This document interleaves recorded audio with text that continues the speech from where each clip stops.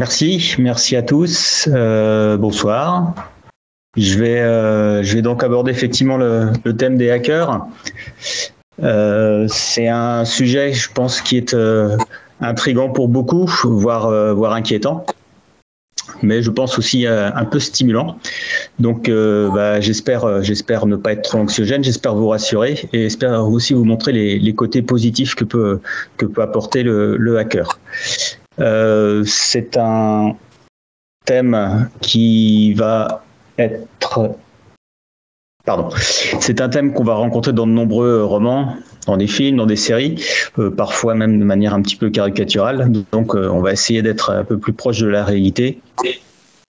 Et je pense que le sujet va déborder largement le cadre de ce que je vais faire ce soir, mais disons qu'on va quand même essayer d'être un petit peu synthétique et de voir l'ensemble des thèmes que ça recouvre. Donc c'est quoi au juste un hacker aujourd'hui? On va d'abord décomposer l'image, et puis ensuite on va la recomposer pour obtenir un portrait le plus réaliste possible. Je vais aborder cette présentation en 3 points. Je vais d'abord faire une description du hacker, donc les caractéristiques. On va remonter un petit peu dans le temps. Je vais ensuite aborder la problématique du hacker dans le monde du travail, en particulier dans le monde technique. Et puis on finira par une galerie de portraits un petit peu personnels, c'est-à-dire que j'avais envie de vous montrer en fait ce que je considère comme des hackers dans le monde réel et en quoi ils sont intéressants. Alors on va commencer par un petit peu d'étymologie et de définition. Alors c'est vrai que le mot hacker, hacking sont des mots anglais à l'origine. Et effectivement, on peut reconnaître, il faut bien le reconnaître au début, que c'est un mot qui a une consonance un petit peu négatif. Et effectivement, le hacker, c'est d'abord quelqu'un qui casse des trucs, voilà. Donc, mais en fait, quand on creuse un petit peu, très vite, on se rend compte que c'était pas un terme péjoratif pour ceux qui l'utilisaient. C'était plutôt quelque chose qui a référence à une certaine virtuosité ou une certaine habileté. C'est un petit peu ça. Alors c'est vrai que dans les définitions contemporaines, le hacker reste quelqu'un qui fait des choses un peu amusantes, parfois pas très recommandables, désagréables, voire même dangereuses, et que on a du mal à trouver quelque chose de réellement positif avec les définitions concrètes. Alors c'est un mot anglais mais qui est dans le dictionnaire français, donc j'utiliserai le mot hacker. Je l'utiliserai de manière neutre, bien sûr. On a autant de hackers que de hackeuses et c'est avec cette définition que je vais commencer par remonter un petit peu aux origines. On peut élargir le concept de hacker, je dirais horizontalement, c'est-à-dire à d'autres disciplines que l'informatique, et on peut également l'élargir verticalement en remontant dans le temps. Mais là, je vais m'arrêter en fait aux années 50. Et en Californie, au MIT, où des jeunes étudiants à l'époque font du modélisme ferroviaire dans un club qui s'appelle le TMRC, qui va être en fait la pépinière des tout premiers hackers. Ce sont des passionnés de technologie. Alors eux, leur technologie au départ, c'est effectivement le matériel, le câblage, sur une maquette immense avec des centaines de mètres, de kilomètres de câbles électriques. Et quand ils vont découvrir les premiers ordinateurs, ils vont tout de suite faire le parallèle avec leur activité qui est leur passion. Et ils vont découvrir une autre façon de coder. Alors là, j'utilise le terme code au sens large. C'est du câblage, c'est de la programmation. C'est pour résumer les choses, la façon d'échanger, de parler, de dialoguer avec une machine. C'est ça le code pour un hacker. Et il y a bien sûr de nombreuses modalités de codage. Un monsieur qui s'appelle Stephen Levy va reprendre un petit peu cette histoire dans un livre qui s'appelle Heroes of the Computer Revolution, qui est publié en 1984 aux États-Unis et qui va être traduit 30 ans plus tard en français. Donc, s'il y a un livre que je vous conseille sur les hackers, c'est sans doute celui-ci, hein, puisqu'il permet vraiment de comprendre un petit peu toute l'histoire, hein, jusqu'à aujourd'hui, et de bien comprendre le concept et les idées principales qui se cachent derrière. Alors, bien, pour résumer un petit peu la situation dans au tout début, hein, c'est ce que fait un petit peu Stephen Levy, c'est de montrer que au MIT, les premiers ordinateurs qui arrivent et qui sont installés par des sociétés, IBM et autres, sont des machines énormes qui coûtent des millions de dollars et auxquelles évidemment l'accès est très très restreint. Et ces jeunes vont faire un constat très vite, c'est que les gens qui les utilisent dans la pratique quotidienne, pour eux, ne savent pas utiliser en fait correctement ces machines. C'est-à-dire que eux, ils ont une compréhension intime de ce qu'ils pourraient faire avec, et donc ils décident en fait de prendre un petit peu le pouvoir. Si vous lisez, vous comprendrez qu'une des premières techniques que vont maîtriser ces jeunes, c'est le crochetage de serrure, pour pouvoir en fait accéder physiquement au pupitre et programmer la machine de nuit de préférence, hein, quand tout le monde dort. Il y a eu d'autres façons de présenter les hackers, hein.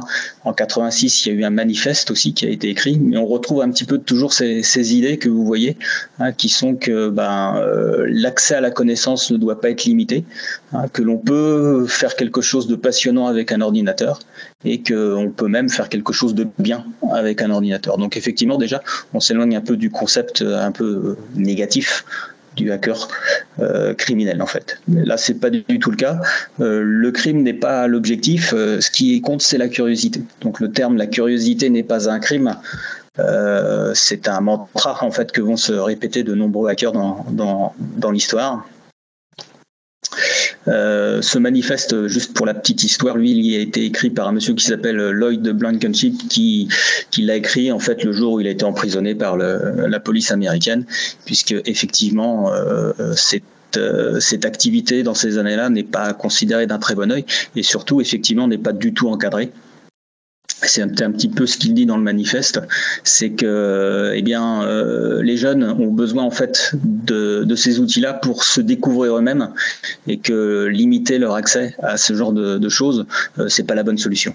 Hein, et que il met aussi en avant un point qui est important, c'est que il conclut en disant après tout nous sommes tous pareils, c'est-à-dire que quelque part il y a parmi tous ces hackers à travers le monde des points communs, hein, quelque chose, une nature commune, et même sans s'être forcément réunis préalablement, ils partagent les mêmes idéaux. Quelle évolution pour ces premiers hackers? L'évolution principale, ça va être, comme je l'ai mis un petit peu sur ce schéma dont je suis assez fier, hein, je dois vous le dire, hein, c'est que vous avez aujourd'hui un champ qui est la cybersécurité, qui est véritablement un terrain de jeu pour de nombreux hackers. Et il y a un autre champ en face dans lequel on va trouver aussi malheureusement beaucoup d'autres formes de hackers, qui est la cybercriminalité. Bien sûr, les trois se recoupent partiellement sans avoir véritablement de confusion complète. Et que l'autre point, c'est qu'il y a évidemment un problème lié à ce qu'on peut appeler l'éthique, hein, c'est-à-dire qu'est-ce qui va réguler le hacker, hein, dans sa démarche, hein, où vont être les limites qu'il va se poser lui-même. Et en fait, ça va souvent être très personnel, lié à son histoire ou à sa façon de voir tout simplement le problème technique auquel il va s'attaquer.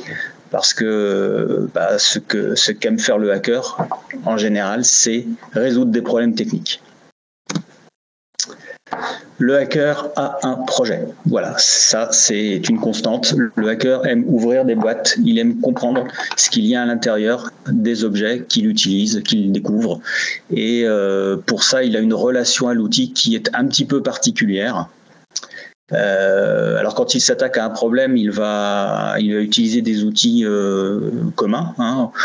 Un problème informatique, il va aller sur le web, sur Internet, il va télécharger des logiciels, hein, des bouquins, il va lire, il va comprendre, et puis au bout d'un moment, il va se rendre compte que l'outil lui-même qu'il utilise, eh bien, mérite lui-même une attention. Donc il peut s'amuser à démonter l'outil lui-même qu'il va utiliser pour son projet, et puis il peut même refabriquer un outil plus performant ou plus adapté à son propre besoin. Donc la création de l'outil est quelque chose qui va faire partie du commun de ce qu'on appelle le hacker. Hein, c'est pas quelqu'un qui utilise des choses ou des recettes, hein, c'est quelqu'un qui a vraiment cette dimension créative. Hein, et comme vous pouvez le voir, vous donnez à un hacker un tube de peinture et un pinceau et il va vous barbouiller les murs, hein, et vous allez voir, le résultat n'est peut-être pas forcément ce que vous attendiez, mais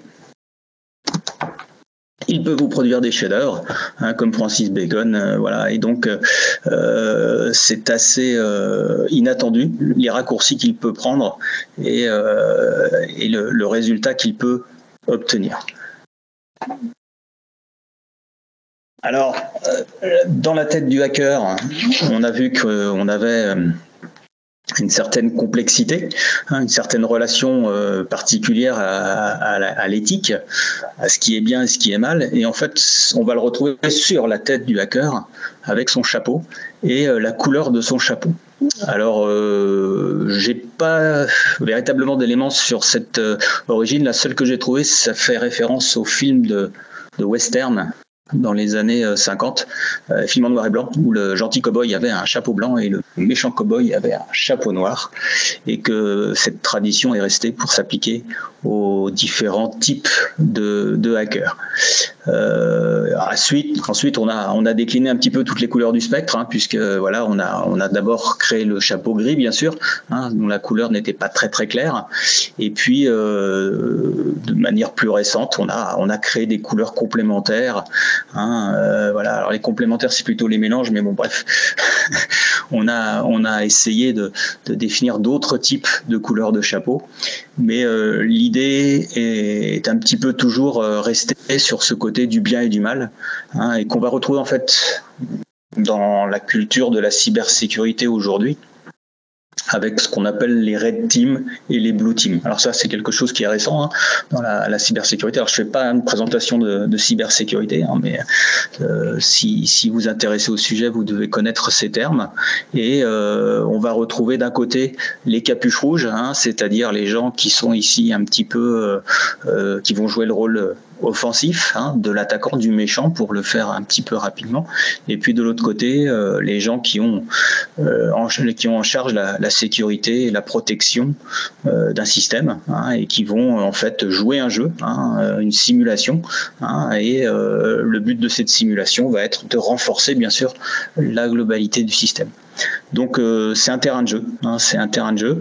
On pourrait se dire que effectivement ce n'est pas très glorieux, puisqu'on va essayer d'exploiter un petit peu des sentiments pas très nobles, hein, dans un cadre un petit peu fermé, hein, pour améliorer quelque chose, mais ça marche bien, ça fonctionne bien, et donc c'est quelque chose qui est assez utilisé, voire très utilisé aujourd'hui.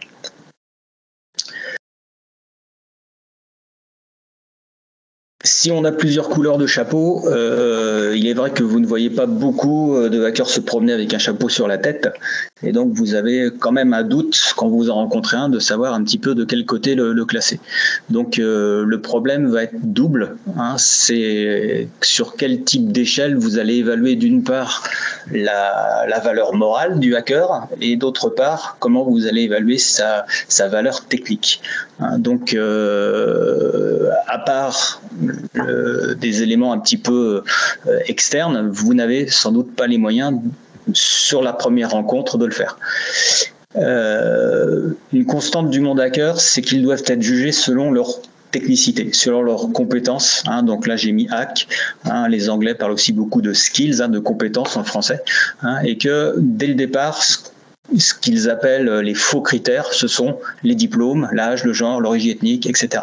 C'est-à-dire qu'un hacker va avoir d'abord envie de faire des choses qui l'intéresse, de réussir des choses, d'obtenir également le respect de pairs, c'est-à-dire de gens que lui il estime, hein, donc c'est de l'estime mutuelle, et puis ça va entre guillemets s'arrêter là, sauf que bien sûr il y a un moment où le jeune hacker va avoir envie évidemment d'aller un petit peu plus loin, et entre guillemets bien sûr de travailler et voire de réussir, hein. Et donc dans l'histoire on a vu apparaître à partir des années 2000, hein, bon moi c'est moi qui le situe un petit peu à ce moment-là, hein, mais c'est le moment également où la cybercriminalité prend un autre tour, hein, donc un côté un petit peu plus global, hein. Et bien on va voir des gens se spécialiser, des hackers devenir des entrepreneurs, fonder beaucoup de sociétés, d'autres vont rejoindre plutôt le crime organisé. On va voir se mettre en place des certifications, des diplômes, des éléments permettant de garantir une qualité technique, hein, à la personne. Et puis, on va voir aussi apparaître le titre de chercheur en sécurité informatique, hein. Et donc, voilà, pour le dire plus simplement, le hacker se professionnalise, et puis là il va troquer le chapeau contre la blouse, hein, pour essayer de bien sûr avoir un côté un petit peu plus respectable dans le monde dans lequel il arrive, c'est-à-dire la société, le monde du travail. Alors là, j'ai prévu de vous montrer un petit hack. Je regarde Clément, je ne sais pas si je le fais. Si j'y vais, ça va. Voilà, les gens n'ont pas peur. Voilà. Alors, j'ai pas mis le petit panneau. Faites attention. Si vous êtes sensible, voilà, ça peut faire peur, hein, donc voilà, je tiens à vous le préciser. Bon, ce que je vous montre, c'est ce qu'on appelle plutôt une astuce, hein, un hack trick en anglais. Hein, c'est pas véritablement hack, mais c'est simplement pour vous comprendre un petit peu l'esprit de ce qui peut se passer d'abord dans la tête, hein, d'un informaticien, et les problèmes que ça peut poser. Vous avez un fichier PDF. Donc jusque-là tout va bien, vous cliquez sur le fichier et vous lancez un exécutable. Et là ça ne va plus du tout. Et là vous vous posez la question, à quel moment j'ai fait une bêtise ? Qu'est-ce qui s'est passé ? Alors, je vais vous expliquer, d'accord, hein, c'est assez simple, hein, c'est quelque chose qui est connu depuis maintenant de nombreuses années. Pour ce faire, il suffit simplement de regarder le nom du fichier. Donc, vous allez prendre le nom du fichier, vous allez le copier dans ce qu'on appelle un éditeur de texte. Et là, vous allez constater que ce qui s'affiche dans l'éditeur de texte n'est pas ce qui s'affiche sur l'écran de votre système d'exploitation. Donc, effectivement, vous êtes dans une forme de double réalité. Alors, je vais expliquer très brièvement ce qui se passe. Vous avez ici le début du nom du fichier, hacker une réalité, couple. Et puis, vous avez un petit bloc noir là qui s'appelle RLO, que vous ne voyez pas très bien. Et puis derrière, vous voyez une chaîne qui finit par .exe. Et là, vous vous dites, .exe, ça je sais, c'est un exécutable. Qu'est-ce qui se passe ? Le RLO est un caractère qu'on appelle en français forçage droite à gauche, qui inverse le sens de lecture. C'est-à-dire que le système d'exploitation, quand il lit le nom du fichier, il lit votre nom du fichier jusque-là, et ensuite il repart à la fin ici, et il remonte exe.pdf. Et voilà, le tour est joué. Et le caractère RLO, lui, n'est pas traité, bien sûr, par le système d'exploitation. Alors, ce caractère, vous allez le trouver, bien sûr, sur vos machines. Et quand je dis que ça peut faire un petit peu peur, c'est que vous vous dites, mais voilà, est-ce que c'est quelque chose dont je peux être victime ? Voilà, et effectivement, c'est quelque chose dont vous pouvez être victime. Pour un hacker, ça sera plutôt amusant. Se dire, tiens, je peux changer le nom d'un fichier et faire croire que... donc, il y a ce côté un petit peu farceur, que vont avoir les hackers dès le début. Ouais, c'est vrai que je l'ai pas dit, mais je peux faire une petite parenthèse, revenir un tout petit peu en arrière. Quand les hackers ont découvert les premiers ordinateurs là au MIT, eh bien, en fait, ça les a amenés à créer les premiers jeux vidéo, tout simplement. Donc, le jeu vidéo, c'est tout simplement une histoire de hacker qui veut s'amuser avec l'outil. Alors, pour le côté farceur, le premier jeu vidéo était un jeu d'échecs, et le jeu d'échecs était en fait un étudiant qui jouait aux échecs dans la salle d'à côté, et qui faisait croire que c'était l'ordinateur qui réfléchissait. Mais bon, ça c'était juste le premier. Après, il y a eu des vrais jeux d'échecs, bien sûr. Mais voilà, on est dans ce côté un petit peu ambigu. Vous pouvez tenter de faire ça chez vous. Je vous avertis quand même, vous allez avoir un petit problème avec votre antivirus, puisque votre antivirus va bloquer, ce qui rassure tout de suite. Je vois Clément soulagé. Voilà. Non, ça n'arrivera pas comme ça demain matin. Voilà, tout va bien. L'antivirus en principe, doit bloquer ce genre de choses. Hein, voilà. Donc, en tout cas, celui-là, l'antivirus le verra. Voilà, je voulais vous montrer un petit peu ce côté un petit peu ambigu et puis aussi la façon de penser, quoi. On se dit, mais voilà, quelle idée. Alors, ce caractère, oui. Forçage droite à gauche existe parce que vous avez des langues qui s'écrivent de droite à gauche et donc on a été obligé bien sûr d'inverser le sens d'écriture et de lecture. C'est assez naturel pour un informaticien de créer ce genre de code, hein, ce genre de jeu de caractères. Par contre, le détourner de son usage, c'est quelque chose là qui est propre aux hackers. C'est ce que j'ai essayé de vous montrer sur cette slide. Alors là, je reviens sur cette histoire de professionnalisation, de retour au monde du travail, et de voir en quoi le hacker peut s'insérer dans une communauté plus classique. Alors bon, ça c'est une slide, c'est moi qui l'ai faite, donc voilà, on peut discuter, hein. Mais voilà, j'ai résumé un petit peu les particularités, hein. Donc le hacker, lui, il va un petit peu prendre les choses et il va les voir avec un regard tout à fait inattendu. Hein, je lisais pour préparer cette conférence des comptes rendus et des interviews de hackers qui vous disent en fait effectivement on a des démarches de recherche, on a des démarches d'écriture de code, on a des démarches de conception de projet qui sont ce qu'elles sont, qui sont considérées comme bonnes et puis en fait qui vont générer les mêmes problèmes des années plus tard, hein, parce que on n'a pas évolué et que le hacker va trouver un truc à chaque fois et il est bon d'avoir une personne un petit peu différente dans sa manière d'aborder les problèmes, hein, pour en fait faire fonctionner l'ensemble du dispositif. Hein, donc bien sûr, c'est pas du tout une exclusion, au contraire, c'est plutôt un écosystème qui permet d'avancer et d'améliorer les choses.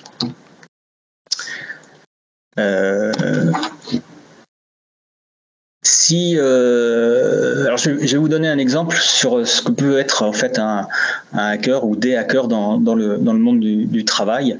Voilà, vous avez une idée un soir, voilà, vous échangez, voilà, avec vos collègues, dites tiens, on pourrait faire ceci, on pourrait faire cela, ça serait pas mal pour améliorer nos dispositifs, notre production, pour changer un petit peu l'approche sur le site web, faire que nos clients aient telle option, etc. Ça serait chouette, etc. Et puis vous rentrez chez vous, vous dites ouais non, c'est quand même une bonne idée que j'ai là, et puis vous dites bon, demain je fais une réunion, je parle à mon collègue, je vois ça avec le service compta si on a un petit budget, je contacte des sociétés sous-traitantes, le lendemain matin vous revenez et en fait le projet est terminé. C'est-à-dire que vous avez vos hackers, vos techniciens qui ont adopté l'idée quand vous l'avez expliqué, qui ont considéré que c'était effectivement excellent et qui ont passé la nuit dessus pour résoudre le problème. Et là, vous avez gagné 3 semaines, 1 mois de travail, hein, et le truc est réalisé. Ça, c'est typique de ce que peut apporter, en fait, à mon sens, et ça vous le rencontrerez sans doute dans d'autres forme de présentation, hein, c'est que le hacker va avoir ce côté un petit peu très efficace, hein, il va pas s'embarrasser effectivement de chaînes hiérarchiques ou d'autorisation administrative, il va faire le job. Voilà. Alors après, effectivement, vous allez essayer d'aller remercier votre équipe là, technicien. Vous allez descendre, vous allez les retrouver dans les bureaux. Et bien sûr, il est 10h30, les bureaux sont vides, il n'y a personne. Il y a des cartons à pizza qui traînent avec des gobelets un petit peu partout, parce que voilà, c'est aussi leur façon de fonctionner. Hein, c'est pas, voilà, ils ont fait le boulot et c'est là-dessus qu'ils doivent être jugés, pas sur leur ponctualité. Résoudre des problèmes, c'est vraiment, depuis le début, ce qui va caractériser un petit peu ce profil.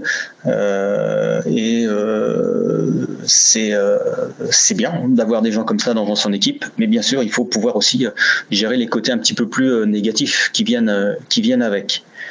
Là, j'ai mis en regard, pour moi, ce qui fait partie à gauche, en bleu, les côtés positifs, et en jaune, bien sûr, les côtés un petit peu plus négatifs de ce que peut présenter le hacker au travail. Donc, je dirais qu'incontestablement, ce sont des profils qui apportent de la valeur, qui peuvent apporter beaucoup de valeur, hein, dans le travail d'une entreprise, d'une administration.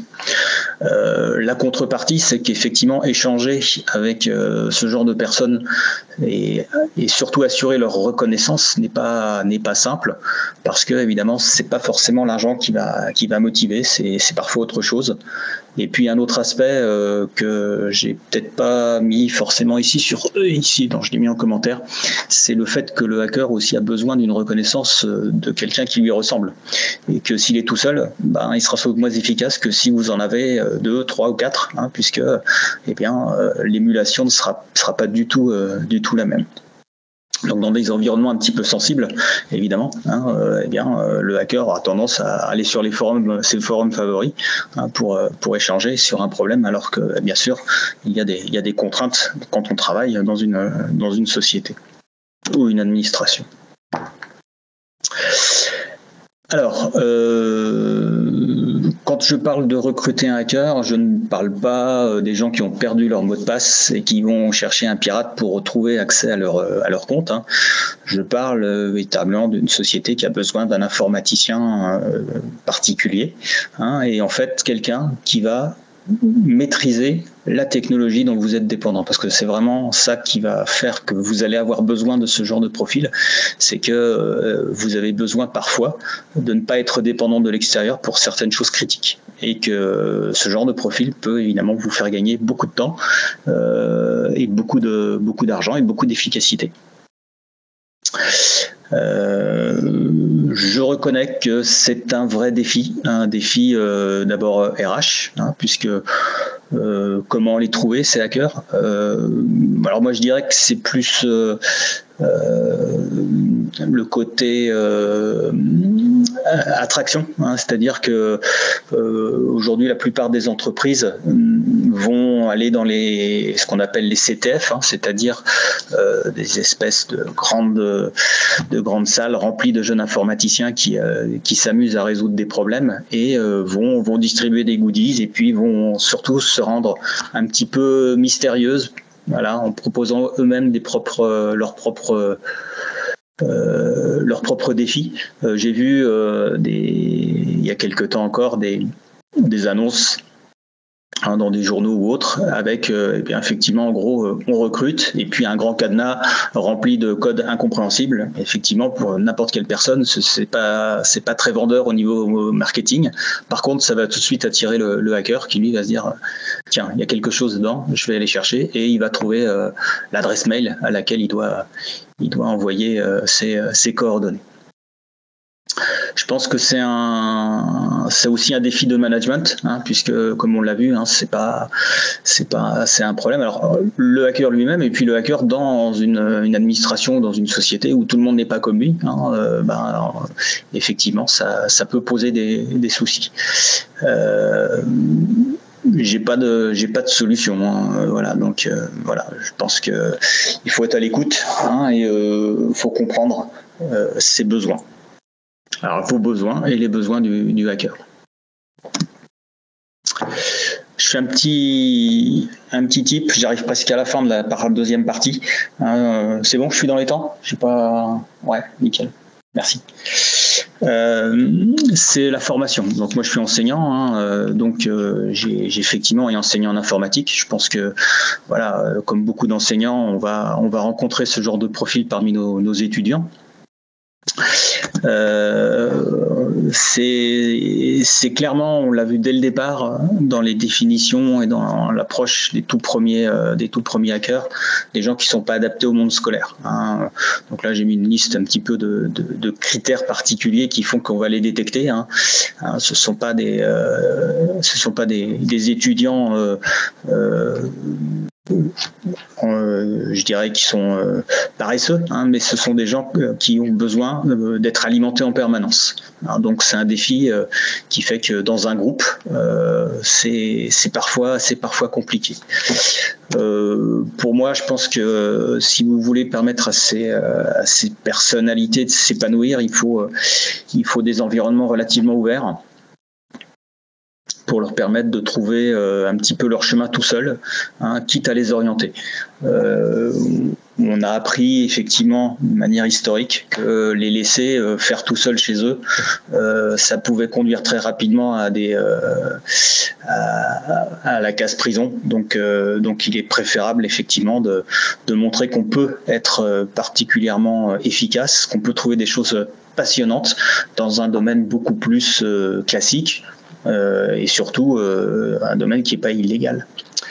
Je reconnais que ça peut être aussi un peu anxiogène, ce genre d'environnement, pour des gens qui ont besoin de cadre, qui ont besoin justement d'être rassurés dans leur apprentissage.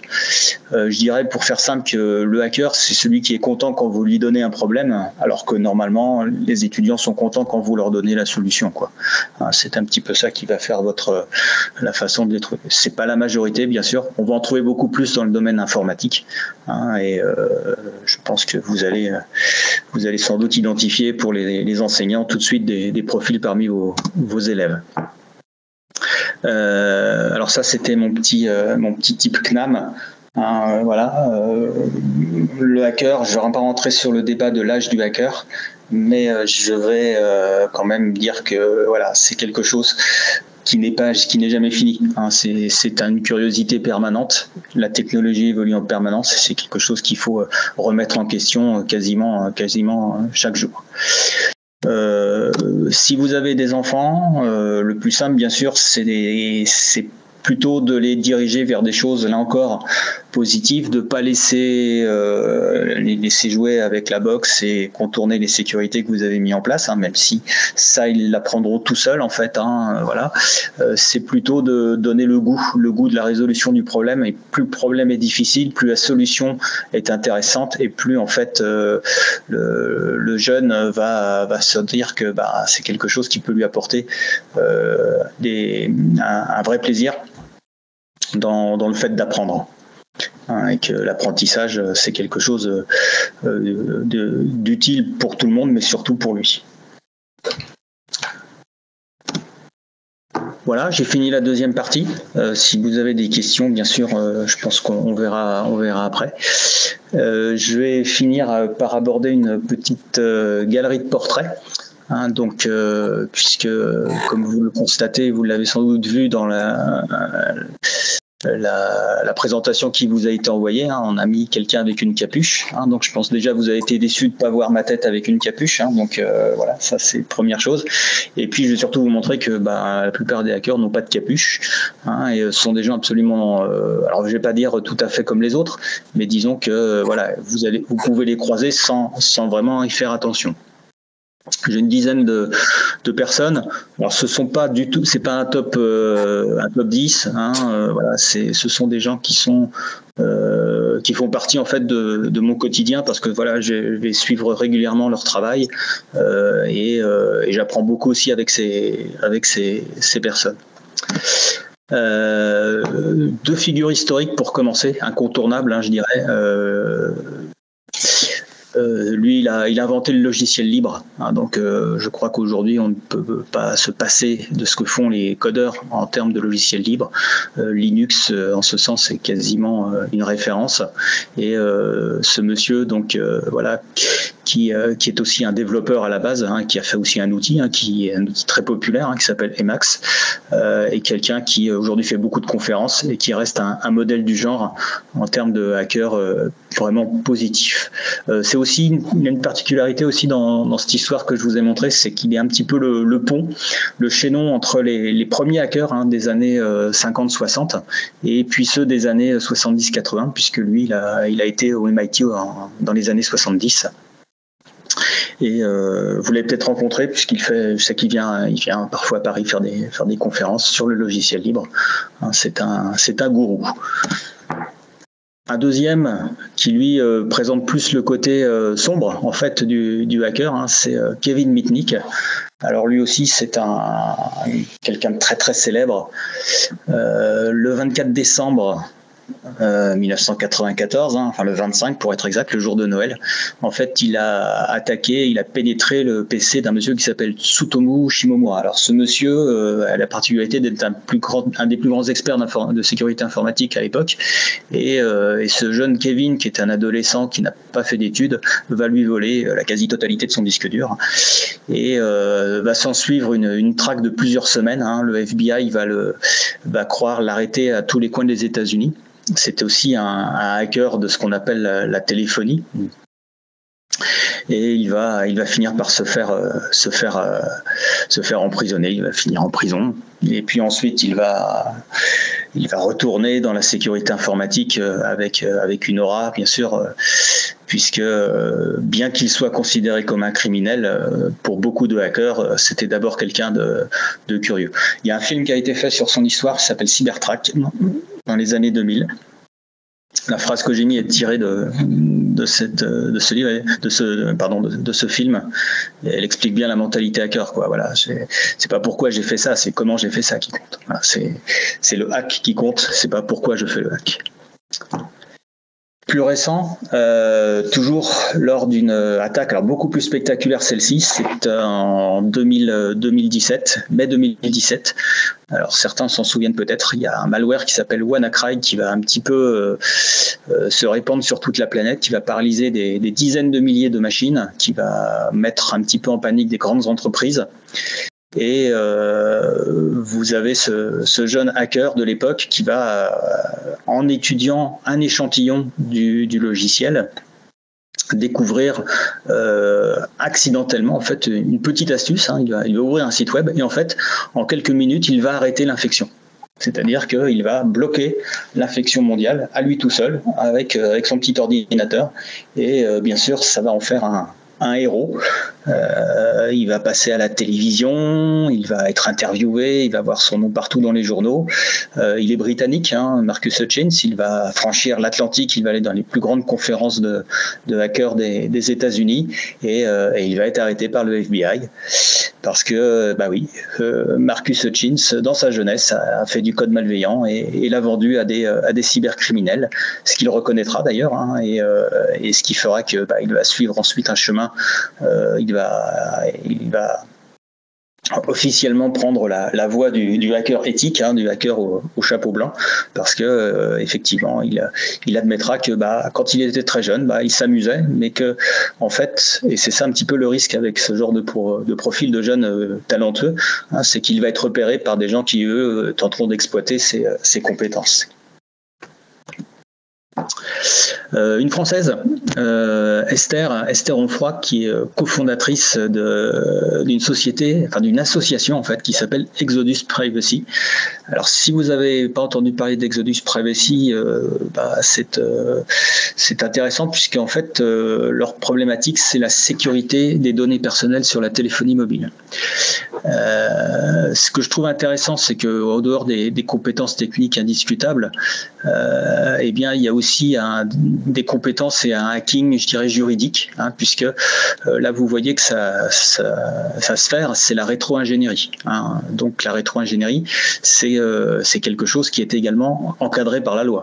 Donc, on ne peut pas attaquer un logiciel comme on le souhaite avec un outil. Il faut le faire dans un cadre très strict. Et donc, une société qui se fonde sur la publication d'informations à base de rétro-ingénierie, entre guillemets, prend des risques. Et donc, c'est intéressant de voir que cette société a essayé de développer des solutions techniques les plus neutres possibles et en tout cas d'éviter d'aller contre la loi, en tout cas la loi française, et d'être obligé d'arrêter son activité qui, effectivement, d'un point de vue simplement général, peut être considérée comme tout à fait utile et bénéfique pour tout le monde. C'est de dire de quelles applications il faut se méfier quand on les installe sur son smartphone. Damien Coquille. Alors lui, je l'ai découvert en essayant de travailler un petit peu sur le Bluetooth. Je pense que tout le monde utilise le Bluetooth et c'est une technologie un petit peu mystérieuse. Donc j'avais envie de regarder un petit peu comment ça marchait. En fait, j'ai découvert son travail. Alors lui, typiquement, il a pris un objet qui est une espèce de petit jouet qui coûte 20 € et il l'a transformé en outil d'intrusion.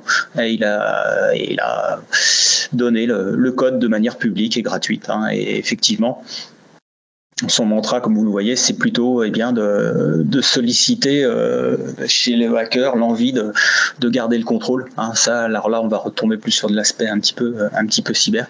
Mais voilà, puis ce que je trouve intéressant aussi, c'est qu'il n'y a pas que des gens qui font du code informatique. Il y a aussi des gens qui font de l'électronique, qui font de la radio, qui font aussi d'autres activités dont on parle peut-être moins, mais qui ont les mêmes compétences que les autres hackers plus célèbres, qui font peut-être de l'intrusion ou du test d'intrusion informatique.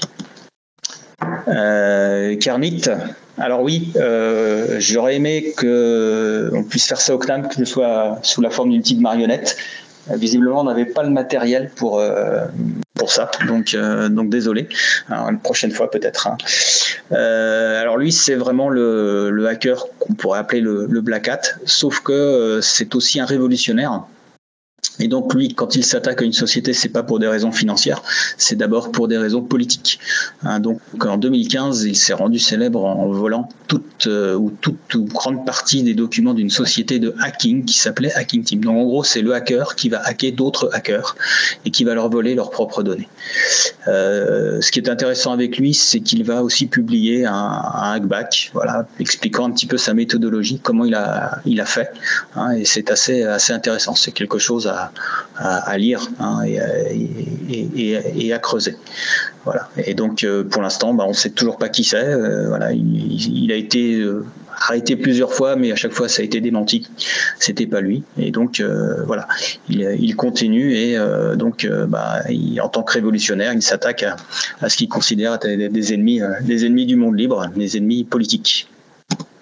Ses ennemis politiques. Si vous utilisez une application de messagerie, vous utilisez peut-être WhatsApp. Faut savoir que si vous utilisez WhatsApp, vous utilisez le travail de Moxie Marlinspike, puisqu'en fait il a créé un protocole, le fameux protocole Signal. Alors l'application Signal Messenger l'utilise aussi, qui permet de faire ce qu'on appelle du chiffrement de bout en bout. Donc c'est un hacker. Il est cryptographe de formation. Et il a commencé lui aussi par casser des boîtes. Et la première boîte qu'il a cassée, qu'il a rendu célèbre, c'est ce qu'on appelle le chiffrement du web, le HTTPS. Et donc, de fil en aiguille, s'apercevant que la sécurité n'était pas du tout conforme à ses attentes, il a créé le protocole Signal, beaucoup plus fort et qui est considéré aujourd'hui comme l'état de l'art en fait de la sécurité d'échange de messages sur Internet. C'est lui qui a créé la boîte qui a fait Signal. Donc pendant 10 ans, il a tout fait dans la boîte. Il a développé, il a fait l'appli, il a fait les protocoles. Donc au bout de 10 ans, il a passé la main parce que c'était aussi beaucoup de travail. Maddystone, alors si vous avez encore un smartphone et que vous allez sur les sites web à peu près en sécurité avec votre smartphone Android, c'est un petit peu grâce à elle, puisque son métier c'est d'essayer de traquer les pirates qui attaquent avec ce qu'on appelle des vulnérabilités critiques les navigateurs pour essayer d'installer des virus sur vos téléphones. Et donc elle va travailler surtout sur des problèmes de logiciels, mais elle va aussi faire de nombreuses sensibilisations et puis des vidéos très intéressantes pour comprendre un petit peu le modèle de sécurité. Donc une personne de référence en tout cas dans la sécurité de la téléphonie mobile. Je vous présente encore deux profils, deux Russes. Je vais commencer par celui que j'appelle le sage, Alexander Pesliak, qui est un codeur Alors lui, d'une part, il a écrit une partie du code, il a participé à l'écriture du code de distribution Linux très, très commune. Hein, donc, en gros, la plupart des systèmes informatiques aujourd'hui ne fonctionneraient pas sans son travail. Mais il a également créé un outil qui s'appelle John the Ripper, qui est utilisé par tous les spécialistes en sécurité informatique pour s'attaquer au mot de passe. Hein, sa spécialité, c'est véritablement le mot de passe, et son outil, qui a maintenant plusieurs années, reste une référence. Et voilà, ce monsieur était... Alors la photo là a été prise à Rennes en 2023 au STIC, qui est une grande conférence sur la sécurité informatique. Et donc il était un des invités. Voilà, donc une personne là encore incontournable du monde de la sécurité informatique, et un hacker. Je termine avec une Russe qui, je l'appelle la surdouée, parce que incontestablement son niveau technique dépasse largement ce que j'ai pu voir ailleurs. Sa spécialité, c'est le contournement des hyperviseurs, et voilà, elle est donc indiscutablement quelqu'un de très très compétent. Elle a remporté une compétition de hackers très difficile, qui s'appelle le Pwn'Tone, en 2021. C'est-à-dire qu'elle a prouvé qu'elle était capable de s'introduire dans un système qui était censé être parfaitement protégé. Et je trouve qu'il est intéressant aussi dans son profil, ce qui est assez inspirant, c'est le courage aussi qu'elle a eu, parce qu'elle a eu une vie un petit peu, voilà, en Russie, voilà, jeune, s'intéressant aux ordinateurs dans des conditions pas faciles. Et après, dans sa carrière, elle a eu également d'autres soucis, puisque en tant que Russe, elle a été en prise en travaillant dans la sécurité informatique, également avec les autorités américaines. Voilà, donc ça n'a pas été simple, mais aujourd'hui, elle a créé sa propre société, et elle fait de la formation en ligne, elle fait des conférences, et voilà, elle est, je pense, quelqu'un qu'il faut regarder avec respect, et voilà, c'est aussi quelqu'un qui lui encourage, hein, je pense, tous les plus jeunes à foncer, hein, et voilà, son truc à elle, c'est de trouver des failles et de résoudre des problèmes difficiles. Pour la petite histoire, elle a trouvé il y a quelques années déjà une vulnérabilité, une faille en fait dans un logiciel que vous utilisez peut-être, qui s'appelle Outlook, hein, sur une machine un système qui s'appelait Windows XP. Et apparemment, voilà, cette vulnérabilité n'a jamais été corrigée. Hein, donc voilà, c'est pour vous dire qu'effectivement, ce sont des gens qui voilà, ne sont pas forcément des gens qui divulguent tout, hein, mais ce sont des gens qui, il faut aussi, entre guillemets, regarder un peu leur travail pour comprendre où ça peut aller. Voilà, c'est ma dernière slide. Je finis en conclusion, puisqu'on parlait de portrait, donc j'ai décidé de vous montrer un maître du portrait. Et je l'ai fait aussi parce qu'il y a un monsieur qui s'appelle Paul Graham, qui a écrit un bouquin qui s'appelle, un article en fait, Hackers and Painters, pour dire que en fait, effectivement, il y a une communauté en fait de travail, de pensée, et que voilà, il y a ce côté positif. Ce tableau est au Louvre, hein, et puis en plus, comme c'était un homme avec un chapeau, je me suis dit que ça correspondait bien à la thématique. Il a en plus une chaîne en or autour du cou. Si vous passez au Louvre, allez voir le tableau, surtout regardez comment il a peint la chaîne en or, et vous comprendrez que à sa façon, en fait, Rembrandt était aussi un casseur de code. Voilà, je vous remercie. J'espère que j'ai pas été trop long. J'avais pas d'horloge sous les yeux, donc voilà. Merci beaucoup.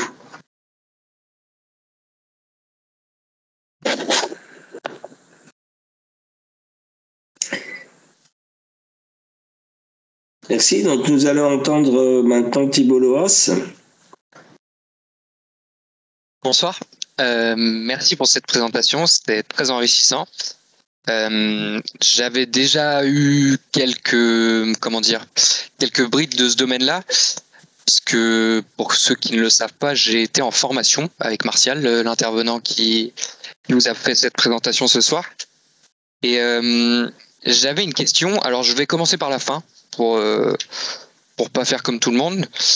Je me suis arrêté sur le cas de Alissa Essage, qui a gagné le Pwn'Tone en 2021.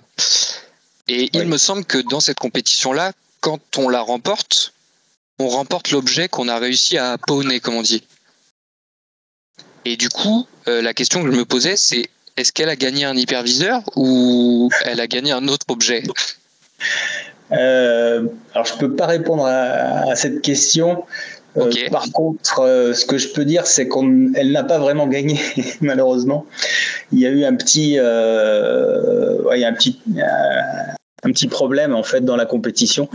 Comme j'ai dit, c'était la première femme à avoir gagné cette compétition, et puis il y a eu une petite réclamation au niveau du règlement qui a fait que ça a annulé un petit peu sa réussite. D'accord. Alors pour elle et pour beaucoup de gens, elle a effectivement gagné, mais il s'avère que la vulnérabilité, c'est-à-dire l'astuce, entre guillemets, c'est plus qu'une astuce, hein, puisque c'est d'une complexité exceptionnelle, mais en fait, ce qu'elle a trouvé était connu du jury. Voilà. Donc en fait, ça a fait que ces gens ont pensé que, comme ils connaissaient un petit peu le truc en avance, voilà. Mais beaucoup de gens disent, mais c'est pas parce que vous savez qu'il y a un problème, mais si la personne ignore le problème, voilà, elle l'a trouvé toute seule, quoi. Donc ça n'enlève rien absolument à son travail. Donc voilà. Alors des gens se sont cotisés sur Internet pour lui offrir, je crois, le prix. Il y avait un prix financier, hein, donc pour lui offrir une rémunération, hein, une récompense, hein, qui lui était mise, quoi. Mais c'est vrai que c'est voilà. Et alors beaucoup ont dit aussi effectivement voilà, oui, c'est une femme, donc tout de suite voilà, ça aurait été un homme, personne n'aurait été les chercher dans les règlements, ce genre de choses. C'est un point que j'ai pas dit, mais c'est vrai que elle le dit elle-même, hein, être une femme dans ce domaine-là, c'est pas toujours facile, quoi. Donc mais comme les hackers aiment bien les problèmes, c'est pas un problème de plus qu'il a arrêté. Voilà. C'est même plutôt une bonne chose, quoi, du coup. Mais c'est vrai qu'on l'a bien vu même à sa citation, quand elle disait n'écoutez personne ni... j'ai plus la citation exactement, mais on sentait qu'en effet ça devait pas être la première fois qu'elle avait un problème dans ce domaine-là, je pense. Non. J'avais une autre question autrement, donc je reviens encore en arrière sur une autre hackeuse qui travaille pour Exodus Privacy, U039B il me semble, ce que j'ai noté. J'ai lu le terme de Purple Hacker. Et je me demandais à quoi ça faisait référence parce que j'ai vu une nouvelle distribution qui est sortie, la distribution de Kali Linux, qui est elle aussi Purple. Alors, vous avez parlé de couleur au début, et j'ai pas vu la couleur violette justement dedans. Du coup, je me demandais à quoi ça correspondait. Je sais pas non plus. J'ai cherché, mais la seule chose que je peux dire, c'est qu'elle l'a mis sur son CV. Voilà. D'accord. Donc ça doit vouloir dire quelque chose pour elle. Exactement, tout à fait. Mais je pense que ça serait peut-être l'occasion de l'interviewer et de lui poser des questions. Elle fait des conférences également, hein, donc non, c'est. Ok. Pour la prochaine conférence, on va l'inviter. Je pense que voilà, vous avez des personnalités, voilà. Ok. Autrement, j'avais une autre question un peu plus large, mais vous y avez un peu répondu dans le développement. Je me demandais si justement le mode de développement des logiciels libres, c'était pas un moyen d'attirer justement ces profils de type hacker sur des problèmes complexes à résoudre. Mais vous y avez un peu répondu en disant que justement en tout cas quelques développeurs de Linux ou qui ont développé en tout cas des outils majeurs dessus étaient eux des hackers, donc oui, ça c'est vrai, c'est le développement d'outils libres, c'est-à-dire l'accès au code source, c'est vraiment une constante dès le départ, hein, du monde du hacker. Quand je parlais du TMRC, là, des tout premiers hackers, oui. Il y avait les codes sources, c'était sur des cartes perforées, et en fait le code source était laissé à disposition de tout le monde, et tout le monde pouvait s'amuser à modifier la carte, hein, de manière totalement libre pour améliorer en fait le programme. Donc chacun apportait sa pierre en fait à la construction du produit. Et en fait c'est ça qu'on avait dès les années 60 et qu'on a gardé en fait dans les années 80-90 avec le logiciel libre. Et effectivement, on est plus effectivement dans ce côté positif en fait, hein, de construction. De partager les informations, les failles aussi pour pouvoir les résoudre. Et... Tout à fait. L'idée elle est là aussi, hein, c'est d'améliorer. Hein. Alors quand on dit du beau, du bon, voilà, c'est aussi quelque chose de sûr, quoi, de fiable. Ouais. Oui, puisque à chaque fois qu'on casse un code, forcément, on est obligé de le remplacer par un autre plus résilient. Voilà, en principe, voilà pourquoi on fait ce genre de choses. Ouais. Même si c'est pas toujours facile de le faire, ouais. C'est sûr. Mais du coup, ces profils-là peuvent clairement s'intégrer là-dedans, quoi, je veux dire. Au niveau des... Oui.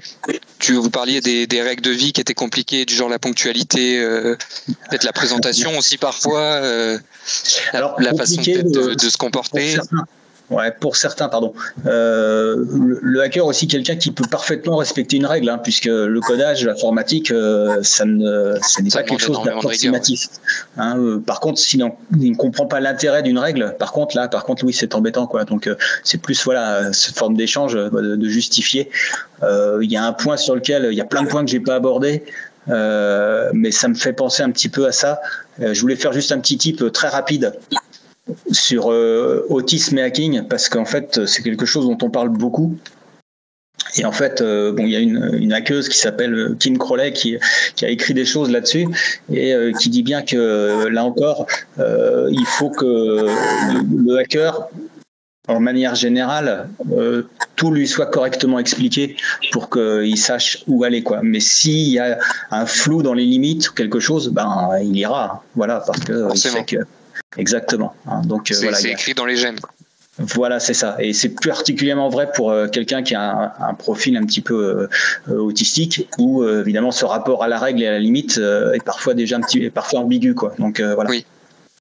Voilà. Et enfin, j'ai une dernière question. Donc là, je remonte quasiment au tout début, à la définition de hacker. En fait, est-ce que un hacker est forcément quelqu'un qui s'auto-définit comme tel? Ou est-ce que la plupart des hackers, et même ceux que vous avez montrés à la fin, sont plutôt des gens qui sont définis de la sorte par des personnes extérieures, ou est-ce que eux-mêmes se définissent comme ça, en fait? Alors en fait, c'est toujours pas historiquement, le hacker n'étant pas un titre officiel, le hacker est souvent attribué par vos pairs. Voilà, c'est plutôt une reconnaissance légitime. Historiquement, les gens se disaient pas je suis un hacker, quoi. Enfin, c'était assez rare. Il y a des gens qui sont un petit peu réticents à se désigner comme hacker. Il y en a d'autres qui n'ont aucun souci, qui vont le mettre sur leur carte de visite. Voilà, c'est quelque chose qui n'est pas, de toute façon, il n'y a pas de propriété intellectuelle sur le terme ni rien. Voilà, c'est oui, ni de définition montrer, vraiment. C'est ça. C'est pour montrer en fait un esprit, et montrer qu'on fait partie de cette communauté de curieux et de bidouilleurs, puisque c'est le terme aussi qu'on peut utiliser pour hacker en français. D'accord. Eh ben merci, c'est toutes les questions que j'avais. Merci beaucoup. Et merci beaucoup pour la présentation, c'était très clair. Je vais passer la parole à Clément Mathieu. Il va nous lire les questions du chat, du coup. Merci beaucoup, en tout cas, pour votre présentation, Martial, et puis ainsi que l'intervention de Monsieur Loas. Merci Thibaut. Alors, merci. Les hackers peuvent-ils travailler à 2, à 3, ou bien ils veulent ou doivent être tout seuls? Alors oui, on pourrait croire que le hacker est quelqu'un de solitaire, mais il aime bien échanger. Je pense que ça fait partie aussi de cet esprit de communauté, c'est qu'il aime regarder ce que font les autres, il aime le retour des autres. Par contre, c'est vrai que quand il est sur un problème, on l'a vu dans les slides sur sa façon de travailler, il peut rentrer dans un état de concentration un peu extrême, et que là, effectivement, il n'est pas question d'aller le déranger quand il est sur un problème pratique. Enfin, voilà, c'est un petit peu en raccourci ce que je pourrais dire. Après, chacun a des aptitudes plus ou moins sociales pour travailler en équipe. Je pense pas que le travail en équipe soit un obstacle. Par contre, il faut que l'équipe soit homogène, en fait, pour ce genre de personnalité. Et c'est ce que je pourrais dire en première approche comme ça. Pour moi, c'est j'ai pas vu d'obstacle particulier, mais par contre c'est vrai que quand on voit les hackers que je vous présente, c'est vrai qu'il y en a beaucoup qui ont fait leur propre boîte, et qui sont en fait totalement autonomes, parce que c'est sans doute pour eux la meilleure façon en fait d'être efficace. Mais il y a aussi des laboratoires dans lesquels vous avez des hackers qui travaillent ensemble, et je pense pas que ça pose de problème particulier.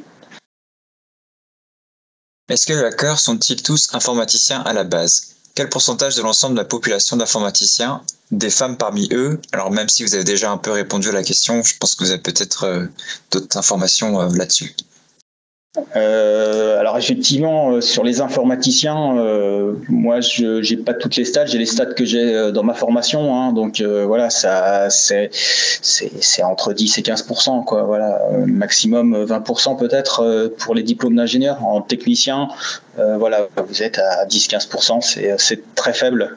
Hein, et c'est dommage parce que c'est des choses assez passionnantes quand on les fait, donc bon, c'est aussi lié à l'éducation, à l'école, voilà, à plein de choses. Et puis, je trouve ça dommage, ça c'est vrai. Maintenant, bon, je pense qu'on peut espérer que les choses s'améliorent dans le futur. Il y a beaucoup d'efforts en tout cas qui sont faits dans ce sens-là. Et je pense qu'il faut les saluer. Mais c'est vrai que c'est pas. Alors. C'est vrai que dans l'histoire, les jeunes étudiants du MIT, voilà, c'était un profil très particulier. Et même s'ils ont tout de suite compris que c'était pas ce profil-là, c'est-à-dire d'être des jeunes étudiants blancs américains, jeunes qui allaient faire d'eux ce qu'ils sont, mais plutôt leurs compétences, et qu'on peut trouver ces compétences uniquement en travaillant. Et moi, j'aimerais bien avoir voilà, moitié-moitié. Hein, ça, voilà. Et d'ailleurs, vous le voyez dans les profils, hein, c'est aussi des gens qui ont une façon d'aborder les problèmes totalement différente. Hein, quand on parle de résolution de problèmes, je parlais bon, je peux juste vous donner juste un petit exemple. Hein, vous avez ce fameux outil là développé par John the Ripper, hein, John l'Éventreur en français. Voilà, la plupart des étudiants garçons adorent. Hein, c'est un outil qui fait du brute force, quoi. C'est formidable, quoi. C'est une façon de se valoriser. Voilà, c'est pas ce qui va forcément intéresser effectivement une jeune fille. Voilà. Par contre, vous avez une autre approche et puis un aspect dont j'ai pas vraiment parlé, c'est le côté, justement ce côté social, hein, qui est très important. C'est que la relation est aussi un jeu pour les hackers. Il y a une hackeuse israélienne qui s'appelle Keren Elezari, qui s'est fait un petit peu une spécialiste, qui a fait aussi des conférences TED et à la DEFCON, où elle dit que son travail, elle, c'est de hacker les cerveaux des gens.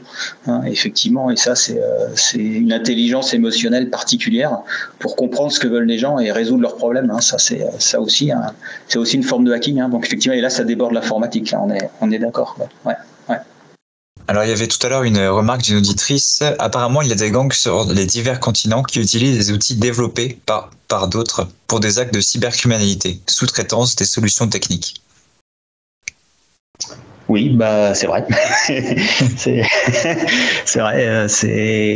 Il y a des hackers qui vont faire des outils positifs et puis des gens vont les détourner. Hein. C'est comme le marteau. Voilà, vous pouvez faire des choses bien avec et puis vous pouvez faire des choses. Vous pouvez casser des fenêtres et vous pouvez construire des étagères. Voilà, là c'est plus dans, je dirais, le caractère humain que véritablement lié à un problème de curiosité informatique, mais je pense qu'il faudrait une présentation plus que je ne ferai pas, hein, mais une présentation véritablement sur la cybercriminalité aujourd'hui, hein, qui serait une autre approche et qui permettrait d'aller peut-être un peu plus profondément dans ce sujet-là. Ouais.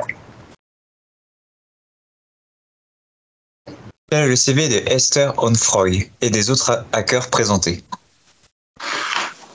Pardon, j'ai pas entendu le début de ta question. Quel est le CV de Esther Onfroy?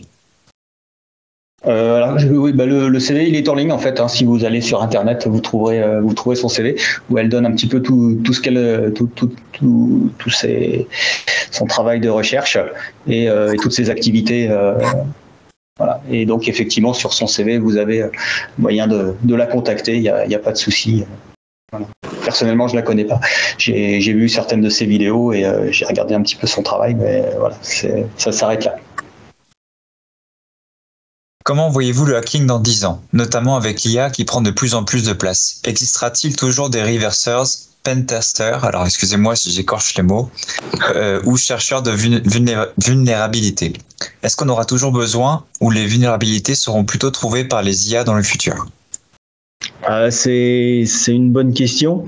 Aujourd'hui, ce que font les hackers, c'est d'abord de hacker ChatGPT, c'est plus les IA, c'est plutôt dans ce sens-là que ça fonctionne aujourd'hui. Mais par contre, il est vrai, par exemple, qu'aux États-Unis, vous avez la DARPA, qui est la grande agence de recherche, qui a un projet en fait de recherche de vulnérabilité et de correction de vulnérabilité faite par des IA et automatique. Donc ça fait, ils ont un grand cyber challenge IA qui déroule depuis maintenant quelques années, et qu'ils ils encouragent les entreprises à travailler dans ce sens-là. Alors c'est vrai que tous les hackers vous le diront, la complexité aujourd'hui d'un code est telle que ça devient de plus en plus ardu de trouver une vulnérabilité, que ce soit pour entrer dans un réseau ou autre, mais que l'IA sera sans doute un outil complémentaire comme tous les autres qu'utiliseront les hackers. Mais parfois la solution, comme je l'ai dit, n'est pas forcément toujours technique. Disons qu'elle est une association de techniques et puis d'imagination, de créativité, et que je pense qu'il y a encore beaucoup de travail à faire pour les IA dans ce sens-là. Est-ce qu'on peut pirater un avion ? Je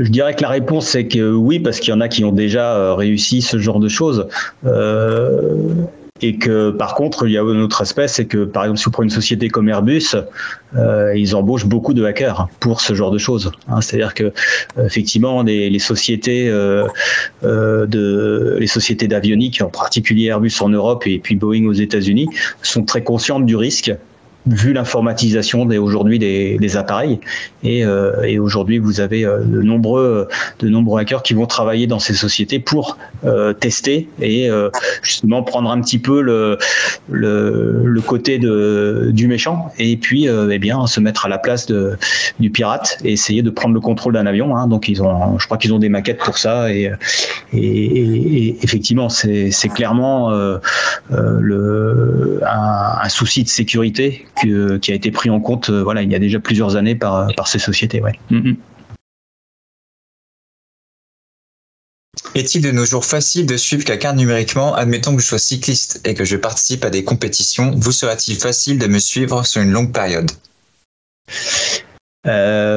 C'est possible, ça dépend ce que vous utilisez comme moyen. Si vous avez un live stream de vos coordonnées sur Strava, ça sera sans doute assez simple. Si vous n'avez aucun objet sur vous, ça sera plus compliqué.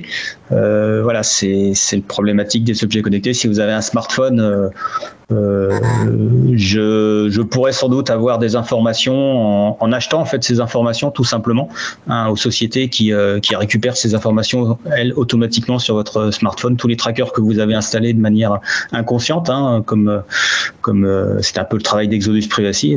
Avec tous ces outils-là, aujourd'hui vous avez des sociétés qui se font beaucoup d'argent en vendant vos localisations parce qu'elles ont été acquises de manière plus ou moins légale sur vos smartphones. Après, est-ce que j'ai envie de dépenser de l'argent pour ça? C'est aussi une question.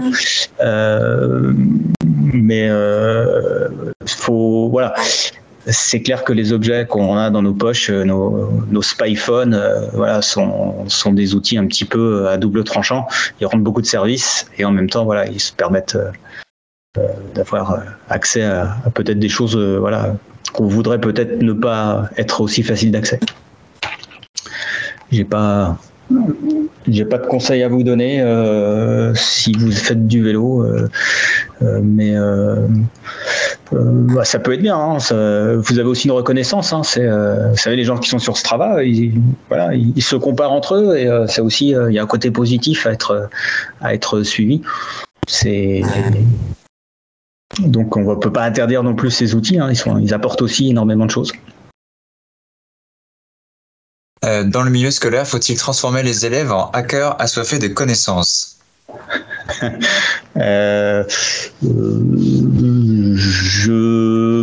pense pas que tout le monde soit dans le fait d'être un hacker ou forcément cette appétence. En tout cas, des degrés divers, oui, certainement. Je pense que des environnements ouverts aujourd'hui en pédagogie, c'est quelque chose qui est positif. Clairement, Après, ça demande aussi un investissement peut-être un peu plus important de l'enseignant. Ça demande peut-être des classes aussi un petit peu moins surchargées parce que vous mettez pas 30 jeunes en autonomie dans une salle de classe. Hein, voilà, donc c'est aussi un investissement. Je l'ai peut-être pas dit, mais et je pense, enfin, si je vais dans le sens de la question, je pense que oui, ce qui est important par contre pour un pays, c'est de disposer de ce genre de compétences. Ça, clairement, c'est quelque chose d'utile, voire même de capital aujourd'hui, vu notre monde cyber, hein, voilà, avec et instable. Voilà, c'est la maîtrise de nos outils électroniques et de leur sécurité est quelque chose de fondamental et que il faut encourager en tout cas au maximum les plus jeunes à découvrir ce milieu-là et à s'y engager. Ouais. Merci. Quelle est la conduite à tenir lorsqu'on détecte une faille sur un site internet ? Bien, la première, c'est de vérifier que vous n'avez pas fait de bêtises en cherchant la faille, parce qu'il y a des conditions pour le faire. Et si vous avez confiance en vous et dans la partie préliminaire de votre démarche, bah, en théorie, c'est d'appeler l'ANSSI, hein, et de prévenir en fait, voilà, le responsable national. Hein, alors avant, les gens appelaient directement les sociétés, hein, mais bon, le risque, c'est que vous n'êtes pas forcément bien reçu. Il faut savoir que vous êtes protégé si vous le faites avec certaines conditions, c'est-à-dire que vous avez une légitimité à regarder ce qui se passe. Hein, quand j'ai parlé du reverse engineering, hein, le pentest, c'est la même chose.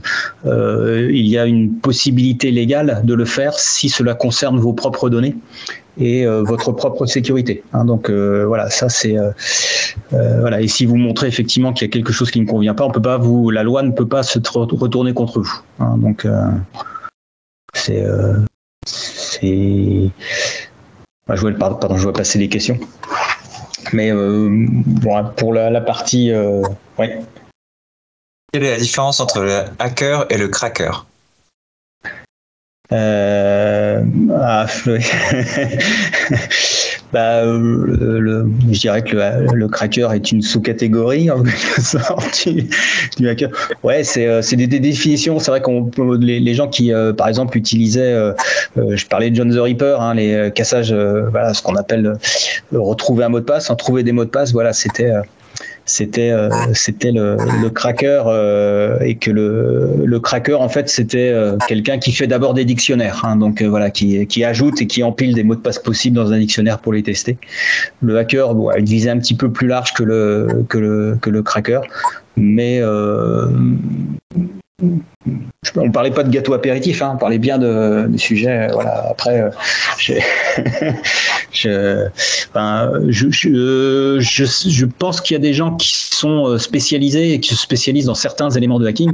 Effectivement, on peut leur mettre des petites sous-étiquettes de hacker. Hein. Effectivement, ça c'est possible. Ouais.